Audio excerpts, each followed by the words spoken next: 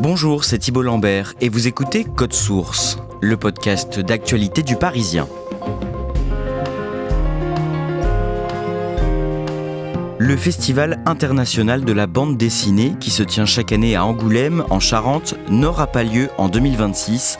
C'est ce qu'ont annoncé les organisateurs le lundi 1er décembre, à quelques semaines de la 53e édition qui devait se tenir fin janvier. Cette annulation n'est pas une surprise, elle était même devenue inévitable. De nombreux artistes et éditeurs avaient l'intention de boycotter cet événement incontournable, l'équivalent du Festival de Cannes pour la BD, afin de dénoncer son fonctionnement et sa gestion, très critiquée depuis des années. Alors pourquoi cette édition ne peut-elle pas se tenir ? Pourquoi le festival est-il habitué à traverser des crises ? Élément de réponse avec Emeline Collet, journaliste au service culture du Parisien.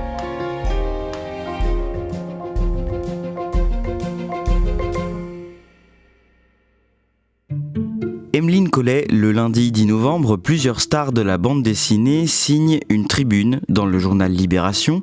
Que dit cette tribune ? Elle dit en résumé que le Festival international de la bande dessinée d'Angoulême est en danger de mort. C'est 3 mots qui sont très forts, mais qui reflètent un petit peu l'ambiance à ce moment-là. C'est une vingtaine de grands prix en fait, de la bande dessinée qui signent cette tribune. On trouve Florence Sestac, on trouve Jacques Tardy, Riyad Satouf, Régis Loisel.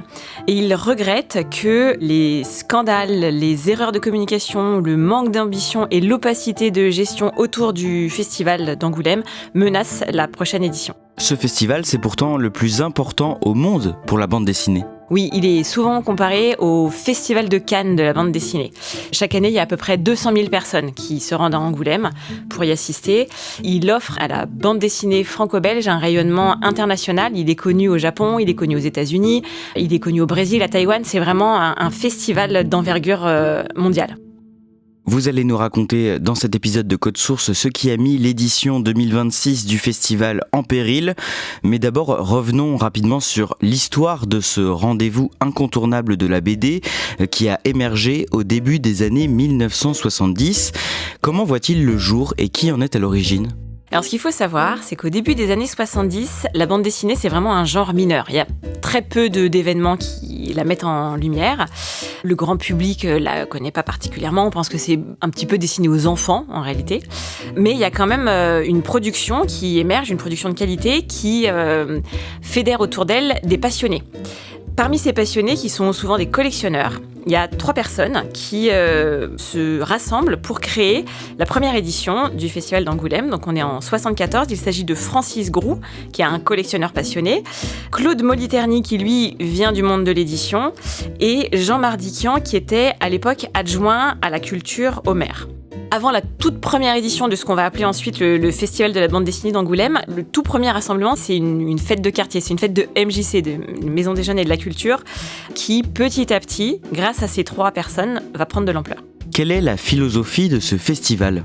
Alors au début, l'idée c'est que des passionnés de bande dessinée rencontrent leurs auteurs. Mais il y a tout de suite l'ambition que ce soit pas juste une foire à la dédicace, en résumé.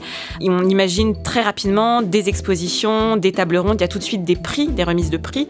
Donc c'est plus qu'un salon en fait, c'est vraiment une grande fête qui met en avant la bande dessinée et qui cherche à promouvoir ce genre. Au fil des décennies, la popularité et l'importance du festival grandissent. Très vite, en fait. La première édition, elle marche plutôt bien, c'est 10 000 visiteurs. Donc pour un événement qui part de rien du tout, c'est comme une petite performance. Et rapidement, il se passe quelque chose autour du festival de la bande dessinée d'Angoulême. Un des tournants, c'est en 1977, quand Hergé se rend au festival. Là déjà, on a 45 000 personnes qui viennent. Hergé, c'est quand même quelqu'un qui parle au grand public. Tintin, c'est une figure de la bande dessinée qui parle au-delà des passionnés. Donc rapidement, les auteurs sont au rendez-vous, le public est au rendez-vous, jusqu'à ce que François Mitterrand se rende au Festival de la BD en 85. Dans tout ce sillage, on crée à Angoulême une école de la bande dessinée, un musée de la bande dessinée. Les auteurs sont de plus en plus présents. En 2022, par exemple, il y avait 1500 auteurs réunis à Angoulême. Toutes les maisons d'édition sont là. C'est vraiment un rendez-vous très, très important. À partir de 2008, l'organisation du festival est confiée à une société privée. Expliquez-nous ça. Oui, en fait, vu l'importance que prend le festival, l'association qu'il a créée au départ estime qu'il est préférable de confier son organisation à une société qui est spécialisée dans l'événementiel, qui sera en mesure de négocier avec les partenaires, de trouver des sponsors, de s'occuper de la billetterie, etc. Pendant un temps, les pouvoirs publics ont voulu fusionner l'association avec le Centre international de la bande dessinée et l'association a refusé parce qu'elle ne voulait pas perdre son indépendance justement par rapport aux pouvoirs publics. Donc c'est là qu'elle décide de confier la gestion à une société privée, une société qui s'appelle 9e Art Plus et qui se retrouve donc à s'occuper de toute la logistique du festival, toute l'organisation. À ce moment-là, la société gère quand même un budget d'environ 2 millions d'euros. Qui est l'homme à la tête de cette société 9e Art Plus ? Il s'appelle Franck Bondou. C'est un homme qui est complètement inconnu du grand public. Lui, il a fait des études de droit, puis de sciences politiques et de gestion, et il est spécialisé dans l'événementiel. Chaque année, le festival décerne des récompenses qui sont considérées comme les plus prestigieuses de la profession. Comment ça marche ? Oui, le plus connu de ces prix, c'est le Fauve d'Or, qui récompense chaque année le meilleur album de bande dessinée. Il y a énormément de prix qui sont remis et qui sont remis depuis le début, depuis la création du Festival d'Angoulême. Ces prix sont remis par un jury qui change chaque année. Il est composé de dessinateurs de bande dessinée, mais aussi d'éditeurs ou d'artistes plus généralement. Il y a également un grand prix qui est décerné par la ville d'Angoulême. Le grand prix de la ville d'Angoulême, lui, récompense chaque année un auteur ou une autrice pour l'ensemble de sa carrière. Et c'est un label, quelque part, que l'auteur en question va pouvoir apposer sur ses albums ultérieurs. On fait un saut dans le temps, Emeline Collet, le 5 janvier 2016, en amont de la 43e édition du festival, le comité d'organisation publie la liste des nommés pour recevoir un prix. Qui est-ce qu'on trouve dans cette liste ? Dans cette liste, on trouve 30 noms d'hommes. Il n'y a aucune femme représentée dans cette liste.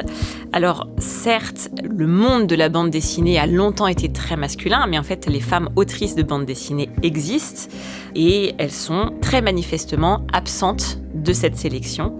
Donc c'est la 43e édition et depuis le début, il y a seulement 2 femmes qui ont été récompensées à Angoulême.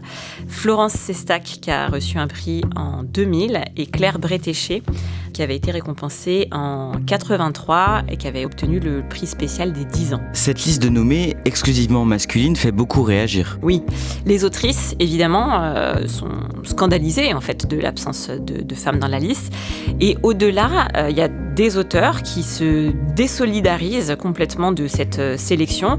Je pense notamment à Riyad Satouf qui fait partie des auteurs les plus connus c'est lui qui est à l'origine de L'Arabe du futur, qui est une BD qui a énormément marché. Riyad Satouf, lui, qui fait partie de la liste, demande à ce que son nom soit retiré. En fait, il explique que ça lui fait très plaisir d'être nommé, mais que ça le gêne beaucoup, en fait, qu'il n'y ait pas de femme. Et il écrit sur son profil Facebook, il écrit qu'il préfère céder sa place à Julie Doucet, Anouk Ricard, Marjane Satrapi, Catherine Meurice, et qui pourrait en citer beaucoup d'autres.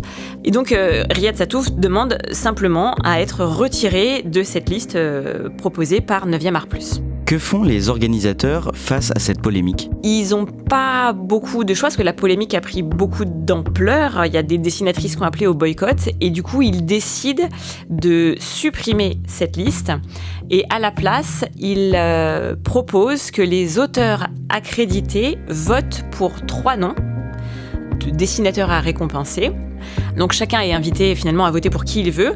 Au premier tour, il y a 3 noms qui émergent, donc Herman, Alan Moore et Claire Wendling. Au deuxième tour, c'est Herman qui est finalement récompensé. Herman qui est un dessinateur et scénariste belge connu pour Jérémia, une saga de plus de 40 tomes. Après cette édition 2016 mouvementée, Emeline Collet, comment ça se passe les années suivantes ? Il n'y a pas de changement majeur. En fait, la société 9e Art Plus est toujours aux commandes. Elle gère toujours l'organisation du festival. La direction artistique ne change pas. Il y a une vigilance accrue de la part des auteurs, des autrices, des professionnels du monde de la bande dessinée. Mais concrètement, dans l'organisation, rien ne change. En 2022, les organisateurs du festival annoncent qu'une des expositions de la 49e édition sera consacrée à l'œuvre du dessinateur Bastien Vives. Alors d'abord, qui est Bastien Vives ? C'est une des têtes de pont de la nouvelle génération de la bande dessinée. C'est un dessinateur qui est connu pour ses romans graphiques. Je pense notamment au Goût du chlore, qui a été d'ailleurs prix révélation du Festival d'Angoulême en 2009. En 2011, il a publié Paulina, qui a été un gros succès. C'est vraiment un auteur majeur de la bande dessinée. Et l'annonce de cette exposition, qui est dédiée à son œuvre, provoque un tollé. Pourquoi ? Oui, l'association Be Brave, qui est un mouvement mondial qui vise à mettre fin aux violences sexuelles faites aux enfants, est la première à réagir. En fait, elle dénonce la banalisation et l'apologie de l'inceste et de la pédocriminalité. Il y a 2 albums principalement qui sont pointés du doigt, Une sœur et surtout Petit Paul, qui raconte les aventures sexuelles d'un jeune garçon au sexe énorme qui est sollicité par énormément d'adultes en fait dans l'album. Pour Be Brave et beaucoup d'associations de défense des droits de l'enfant, on ne peut pas mettre en avant un auteur qui, à leurs yeux, fait l'apologie de l'inceste et de la pédocriminalité. Bastien Vives, lui, se défend de toute apologie de la pédocriminalité. Il dit qu'il a toujours mêlé humour et pornographie dans une tradition grivoise finalement. Mais cette polémique prend de l'ampleur lorsque d'anciens posts du dessinateur sur des forums, quand il était un peu plus jeune, des posts équivoques dans lesquels il avoue qu'il avait peut-être des attirances pour des jeunes filles, sont retrouvés et sont étalés sur Internet. Que font les organisateurs à partir de là ? Les organisateurs, ils renoncent à l'exposition. En fait, effectivement, la polémique a pris une telle ampleur qu'il y a des pétitions qui ont circulé pour réclamer cette annulation. Il y a plus de 110 000 personnes qui ont signé ces pétitions. Ce que les organisateurs mettent en avant, c'est que l'auteur, Bastien Vives, a reçu des menaces de mort suite à cette polémique et qu'ils ne sont pas en mesure d'assurer sa sécurité. Donc, ils renoncent à cette exposition. L'année suivante, en 2023, les organisateurs décident de créer un prix qui vise à récompenser une œuvre en lien avec l'écologie. Mais tout ne se passe pas comme prévu. Le Festival d'Angoulême se retrouve accusé de faire du greenwashing, de l'écologie de façade en clair, avec une entreprise polluante. Oui, de nouveau, c'est une polémique, puisque l'éco-fauve, c'est le nom du prix qui doit être remis, il est remis par Raja, qui est le leader européen de la vente à distance d'emballage, un des sponsors du festival, qui en plus se targue de faire des millions de chiffres d'affaires chaque année. Donc finalement, ce prix tombe à l'eau. En parallèle, Emeline Collet, de plus en plus de participants, d'éditeurs, d'auteurs, contestent à ce moment-là l'organisation du festival. Pourquoi, en résumé ? Déjà à cause des polémiques dont on vient de parler, qui sont récurrentes et qui commencent à fatiguer un petit peu les auteurs, les éditeurs, qui entachent pratiquement tous les ans le festival. En 2022, il y a aussi un élément déterminant, c'est un rapport de la Cour des comptes qui épingle 9e Art Plus pour son opacité comptable, la brutalité de son management. En fait, beaucoup trouvent que les décisions sont prises de façon très verticale. En fait, il n'y a pas de concertation et qu'il n'y a pas de transparence. On en vient à cette année, le 23 janvier 2025, à quelques jours du début du Festival d'Angoulême, le magazine du journal L'Humanité publie une enquête sur la gestion du festival par la société de Franck Bondou, 9e Art Plus. Qu'est-ce qu'on y apprend ? On apprend plusieurs choses. Déjà, le fait que Quick, qui est le partenaire principal de cette édition 2025, fait un peu grincer des dents les collectivités territoriales qui financent le festival. Les collectivités territoriales, elles, sont engagées toute l'année auprès des producteurs locaux pour promouvoir une bonne alimentation dans les écoles. Le fait que ce soit un géant de la malbouffe qui sponsorise principalement le festival, ça passe pas très bien. On regrette aussi que le prix d'entrée des billets ait grimpé de 25%. C'est énorme. Le pass 4 jours, il est passé à 60 €. C'est 15 € de plus que l'édition précédente. Qu'en même temps, l'édition précédente a pour la première fois enregistré un déficit de 250 000 €. Et on apprend aussi qu'il y a des gros problèmes de management au sein des équipes de 9e Art Plus. Il y a énormément de turnover. Les équipes sont fréquemment renouvelées. Et plusieurs anciens salariés parlent d'humiliation, de harcèlement, des conditions de travail qui sont particulièrement difficiles. L'hebdomadaire révèle aussi le cas d'une salariée qui a été licenciée. Qu'est-ce qu'il s'est passé pour elle ? Oui, c'est ce qu'on appelle l'affaire Chloé. pendant longtemps. Aujourd'hui, on sait que cette salariée s'appelle Élise Boucher-Tran. Elle a parlé à visage découvert, mais au moment de l'enquête, elle a choisi le pseudonyme de Chloé. En fait, c'est une salariée de 9e Art Plus qui a dénoncé un viol qu'elle aurait subi en marge de l'édition 2024. Et elle raconte qu'elle en a parlé à son employeur et que non seulement son employeur ne l'a pas soutenue, mais que en plus, elle a été licenciée quelques jours plus tard pour faute grave. J'étais donc responsable communication pour le Festival d'Angoulême, pour l'entreprise donc qui gère le Festival d'Angoulême, qui l'organise. Et il se trouve que le samedi 26 janvier 2024, j'ai été, je suppose, droguée car je n'ai aucun souvenir. Cette enquête fait l'effet d'une bombe dans le monde de la bande dessinée. Qu'est-ce qui se passe dans les mois qui suivent en résumé ? Alors déjà, l'édition 2025 a lieu, mais sous la pression des auteurs, des éditeurs, de l'ensemble du monde de la bande dessinée qui souhaitent une remise à plat complète de l'organisation du festival, sous la menace des appels au boycott qui se multiplient pour les éditions suivantes, l'association qui possède le festival et qui a délégué la gestion à la société 9e Art Plus, qui est très critiquée, annonce une consultation sur l'organisation de l'événement à compter de l'édition 2028 et donc ouvre un appel d'offres. Quelques mois plus tard, le samedi 8 novembre, l'association qui gère le festival rend sa décision.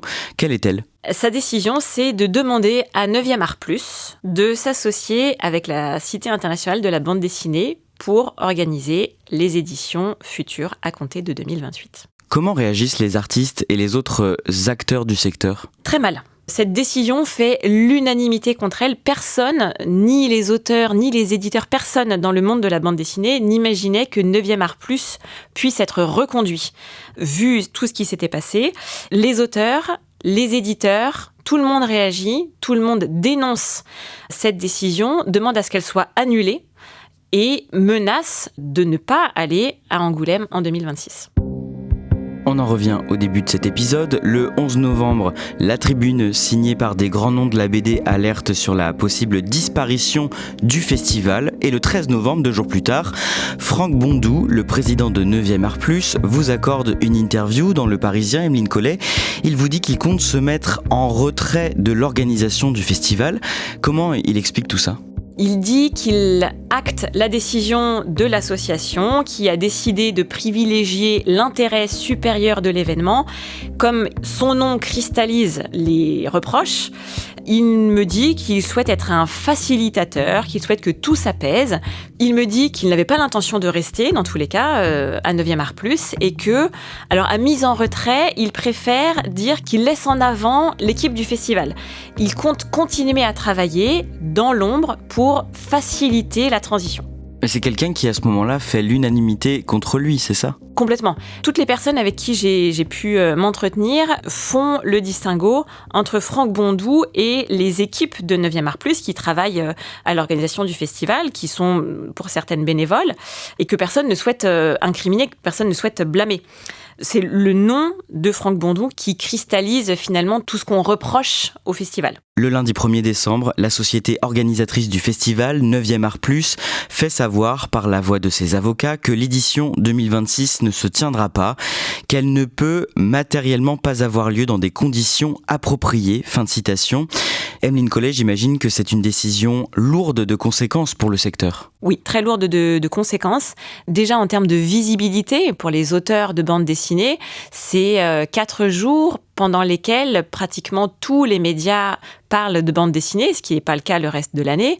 C'est en termes de vente pour les lauréats, ça représente beaucoup d'exemplaires. Le Fauve d'Or, on double les ventes de celui qui le reçoit. C'est le Grand Prix de la ville d'Angoulême. On estime qu'il peut faire vendre jusqu'à 20 000 exemplaires supplémentaires.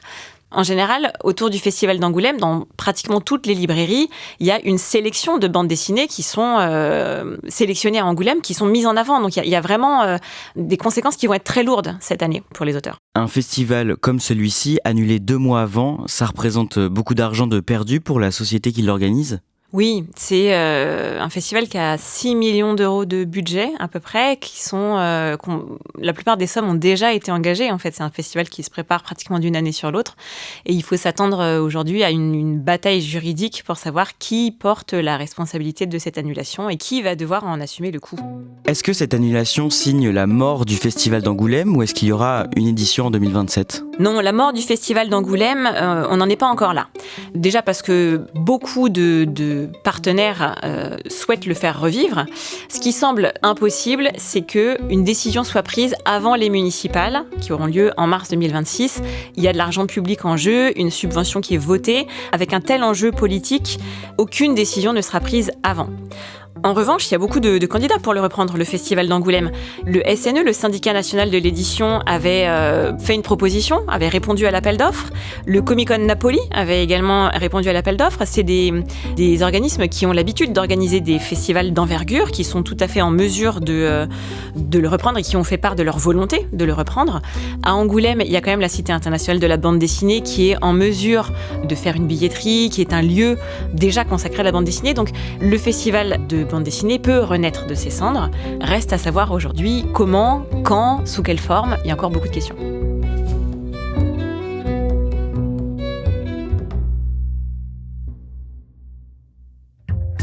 Merci à Emeline Collet. Cet épisode de Code Source a été produit par Clara Garnier-Amouroux, Anaïs Godard et Clémentine Spiller, réalisation Julien Moncouquiol.